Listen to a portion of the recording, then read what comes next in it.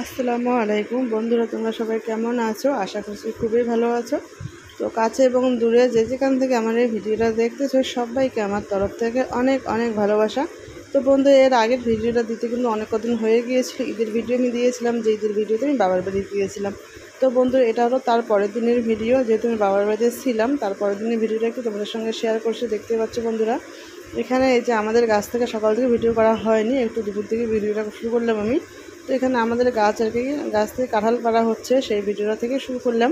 তো দেখতেই পাচ্ছ, এইটা হলো আমাদের বাড়ির একদম পিছন সাইডটা। এখানে দেখতে পাচ্ছ কত ধরনের গাছ, কত যে গাছ একটুও ফাঁকা নেই।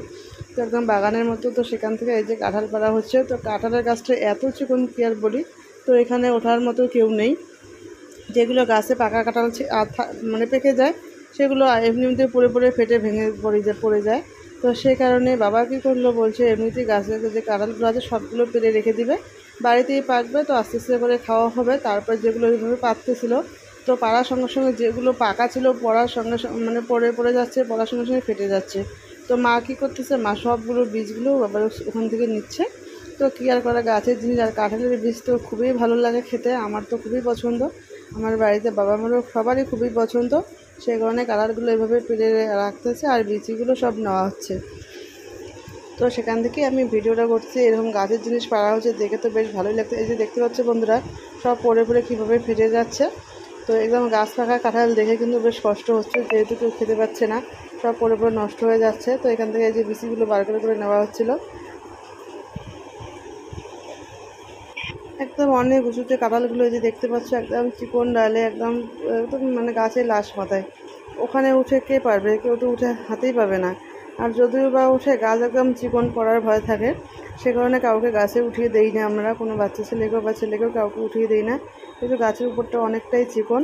আর এই যে দেখতে পাচ্ছ নিচে কতগুলো কাঁঠাল পড়ে আছে, গাছে কতগুলো কাঁঠাল আছে। তো এভাবে করে সবগুলো কাঁঠাল আর কি পাড়া হচ্ছে, এই যে আস্তে আস্তে করে গাছ থেকে আর কি। আর তার মধ্যে সেদিন এতটা গরম ছিল কি আর বলি। ঈদের পরে যে কদিন ছিল এতটা গরম, বাবার বাড়িতে গিয়েছিলাম, গিয়ে একটু শান্তি থাকতে পারিনি, গরমে একদম পুরো অবস্থা শেষ। তো এদিকে আমিও একটা কাঁঠাল এই যে পড়ে গেছে, দেখতে পাচ্ছি বন্ধুরা কত সুন্দর কাঁঠালগুলো, দেখে একদম মানে কি আর বলি, খুবই লোভ হচ্ছিল। একদম গাছ পাকা কাঁঠাল দেখলে তো একদম খুবই ভালো লাগে, খেতেও কিন্তু দুর্দান্ত টেস্ট। আমি এই কাঁঠালটা মানে ইয়েটা আমি খেয়ে দেখলাম কীরকম মানে টেস্টি কাঁঠালটা। যেহেতু এবছরে এখনও কাঁঠাল খাওয়া হয়নি, তো সেজন্য আমি এখান থেকে একটা মানে খেলাম, আর এখান থেকে খাবো না। এখানে শুধু বিচিগুলো বার করে নিচ্ছি। ওই যে দেখতে পাচ্ছ, এভাবে বীজগুলো বার করে নিয়ে ধুয়ে রেখে দিবে মা আর কি। সেখানে মা দিকে একা একা উঠাচ্ছে, ভাবলো আমি দাঁড়িয়ে থেকে কী করে, আমিও কয়েকটা উঠিয়ে দিই এভাবে করে। সে কারণে আমিও আর কি উঠিয়ে দিচ্ছি। আর এগুলো ফেলে দেওয়া হবে কাঁঠালের ইয়েগুলো। এই যে দেখতে পাচ্ছ বন্ধুরা, বিচিগুলো কত বড় বড়, কত সুন্দর, একদম ঝকঝকে তকতকে বিচিগুলো। তো এগুলো তো খেতেও যেরকম টেস্টি হয়, তার মানে কি আর বলি। যারা কাঁঠালের বীজ পছন্দ করো খেতে, তারাই বুঝবে এর স্বাদটা কীরকম হয়। এই যে অনেকগুলো বীজ অলরেডি মা তুলেছে এইভাবে। এই যে দেখতে পাচ্ছ, যেহেতু এগুলো মাটিতে পড়েছে, এগুলো তো খাওয়ার মতো অবস্থা থাকে না। তো সে কারণে বীজগুলো নিতে হবে, এগুলো তো খাওয়া যাবে না। ছোটো ছোটো কাঁঠাল যেহেতু মাটিতে পড়ার সঙ্গে সঙ্গে নষ্ট হয়ে যাচ্ছে সবগুলো, দেখে তো খুবই কষ্ট লাগতেছে আর খুবই আফসোস হচ্ছে। তো কী আর বলি, এই যে হাতে একদম আঠা পুরো লেগে গেল আমার কাঁঠালের বীজ তুলতে গিয়ে। তো কোনো ব্যাপার না, হাতে একটু তেল দিলেই সব আঠা উঠে যায়, কোনো সমস্যা নেই। তারপরে 3টা কাঁঠাল একদম সুন্দরভাবে পাড়া হয়েছে, যেগুলো আর মানে হাতে হাতে লেগে নেই, সেই কাঁঠালগুলো এই যে দেখতে পাচ্ছ কত সুন্দর। তো এখানে আমি এই কাঁঠালটা আর কি খাবো আর কি, কয়েকজন মিলে ওখানে আছে 2-3 জন। তো যেহেতু গরম ছিল, সেহেতু আমি বেশিটা খাবো না, মানে 2-3টা জাস্ট টেস্ট করার জন্য, যেহেতু বছরের জিনিস খেতে হয়। আর গাছ পাকার জিনিসের কাঁঠালের টেস্টই আলাদা। সে কারণে আমি এখান থেকে 2-1টা খাবো, এখান থেকে বার করে নিচ্ছি। তো একদম খুব বেশি পেকে গিয়েছে, কি আর বলি, অনেকটা পেকে গিয়েছে, এই যে দেখতে পাচ্ছ। তো কাঁঠালের ভিতরে কিন্তু বীজগুলো মানে খুবই মানে নষ্ট হয়ে যাচ্ছিলো, যেহেতু অনেকটা পেকে গিয়েছিলো, গাছের উপরে ছিল, এভাবে নষ্ট হয়ে পড়ে সব শেষ হয়ে যায়, আর পারা হয় না। তো সে কারণে বাবা এভাবে করে আগেতে সবগুলো পেরে রেখে দিচ্ছে। এই যে এতটা পেকেছে কি আর বলি, পুরো একদম গলে গিয়েছে পেকে। তো এভাবে করে গেল দিনটা। তারপরে সন্ধ্যার দিকে আমার ছেলে ছিল সেদিন জন্মদিন আর কি, ছোটো ছেলের। তো সেই কারণে একটু হালকা মানে শুধু খাওয়া দাওয়ার আয়োজন করা হয়েছিল, এগুলো কিছু করার ইচ্ছে ছিল না, যেহেতু এগুলো আমাদের শরীরে তো এমনি করা যায় না, সে কারণে আমি তো এখন করি না এগুলো। কিন্তু কী আর বলি, ওই যে ছেলে বাচ্চা এতটাই দুষ্টু আর এতটা ও বদমাশি করতেছিল, কী আর বলি। ওর নানির সঙ্গে খুব বায়না করতেছিল, পরে ওর নানিমা আর কি এগুলো নিয়ে এসেছে, কেকটা আর এই যে বেলুন শুধু। তো এগুলো নিয়ে এসে শুধু হালকা করে একটু, এর বেশি কিছু না। তারপরে এখানে যে ওর নানিমা পায়েস রান্না করেছে, তারপরে বিরিয়ানি বানিয়েছিল, আমরা চাচিমা আর আমি মিলে বানিয়েছিলাম বিরিয়ানিটা। এই যে পায়েসটা হয়েছে। তো বন্ধুরা, পায়েসটা খেতেও কিন্তু দারুণ দুর্দান্ত টেস্টি হয়েছে। আর এদিকে বিরিয়ানি রান্না হচ্ছিল, তো সেটাও কিন্তু এই যেটা সুগার ফ্রি, চিনি ছাড়া আর কি।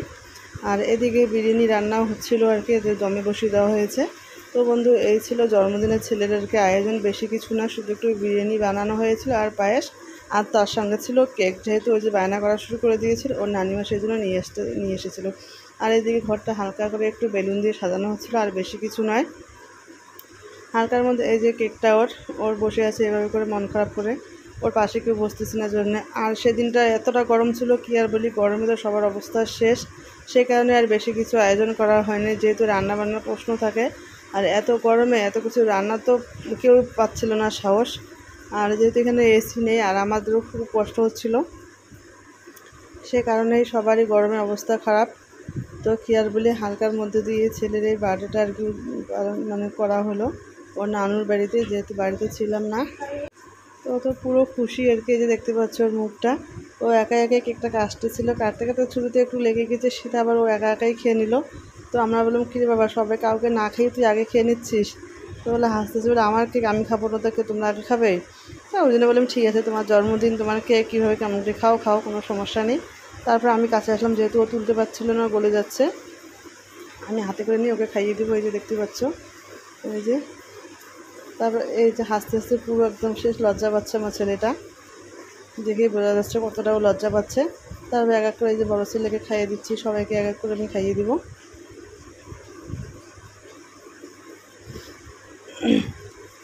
তো বন্ধুরা, এই যে দেখতে পাচ্ছ আমার ছেলে পুরো আর কি খুশি। ও তারপরও একাই আর কি খেয়ে নিচ্ছিল, আমি ওদিকে সবাইকে খাইয়ে দিচ্ছিলাম, ও একা তুলছিল আর খাচ্ছিল।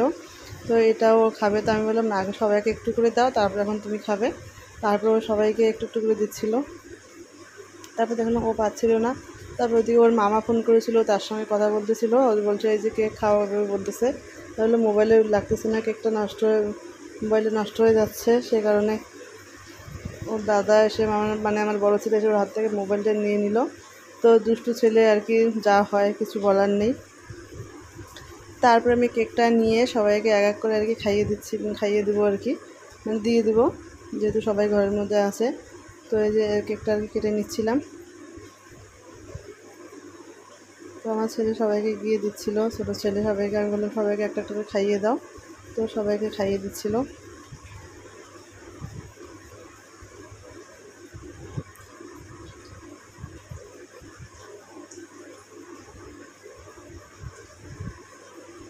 আমার ছেলেকে সে কারণে এত গরমের মধ্যে ভারী ড্রেসও পরা হয়নি, যেহেতু অনেকটা গরম ছিল।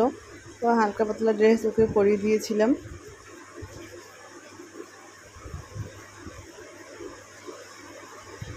সবাইকে আর কি একটু একটু করে দিচ্ছি কেক।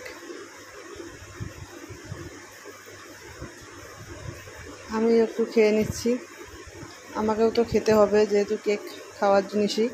সবাইকে দিচ্ছি, তো নিজেও একটু খাচ্ছি। আমার এদিকে বড় ছিল, এসে ও আবার তুলে এটা খেয়ে নিল, চকলেটের মতো যে জিনিসটা আছে পাতলা উপরে, সেটাও আর কি ও খেয়ে নিল। তো এই করে কেক খাওয়া সবার কমপ্লিট। তারপরে আসলাম এই যে বিরিয়ানি দেখতে। তো এই যে বিরিয়ানিটা অলরেডি হয়ে গিয়েছে, নামিয়ে নিয়েছিল, তারপরে একটু নেড়েচেড়ে সবাইকে পরিবেশন করা হবে। তো এই যে দেখতে পাচ্ছ বন্ধুরা, পুরো 1 হাঁড়ি বিরিয়ানি, 3 কেজি চালের বিরিয়ানি এখানে। তো সবাই মিলে যেহেতু খাবো, সেহেতু একটু অনেকগুলোই লাগবে, যেহেতু এখানে আমার আরও চাচাতো ভাই বোনরা সবাই ছিল। তো তারপরের দিন আমরা সকালবেলা দুপুরবেলা খাওয়া দাওয়া করে তারপরে বাড়ি চলে যাচ্ছিলাম। তো বন্ধুরা, এই ছিল কিন্তু আমার আজকের ভিডিও। তো তোমাদের কাছে আমার আজকের ভিডিওটা কীরকম লাগলো তোমরা কিন্তু সেটা অবশ্যই কমেন্টে জানিও। আর আমি এখন রোজ ভিডিও দিতে পারছি না, তো যেটা ভিডিও দিচ্ছি তোমরা প্লিজ কেউ স্কিপ করবে না, ফুল ভিডিওটা দেখবে। আর যদি নতুন বন্ধু কেউ থেকে থাকো, অবশ্যই সাবস্ক্রাইব করে বেল আইকনটা বাজিয়ে পাশে থেকো, যাতে নতুন কোনো ভিডিও আপলোড করার সঙ্গে সঙ্গে তোমার নোটিফিকেশানটা পেয়ে যাও আর আমার ভিডিওগুলো দেখতে পারো। তো বন্ধুরা, এই যে সেলফির জন্য আমাদের দিনহাটায়, তার পাশ দিয়ে রোজ যাওয়া আসা করি, কিন্তু একদিনও নেমে আর কি সেলফির জন্য আমার ফটো তোলা বা ভিডিও করা হয় না, সময়ই হয় না। তো দেখি কবে আসতে পারে এই সেলফি জোনে, আমাদের এখানে নতুন বানিয়েছে, ভিডিও করতে আর কি কবে আসতে পারি। তো আসলে অবশ্যই একটা ভিডিওগুলো তোমাদেরকে দেখাবো, যেটা ছিল তাজমহলের আদলে। Selfie zone. তো বন্ধুরা আজকের জন্য আমি বিদায় নিচ্ছি, সবাই ভালো থেকো, সুস্থ থেকো, পরবর্তী ভিডিওতে দেখা হবে। আল্লাহ হাফেজ।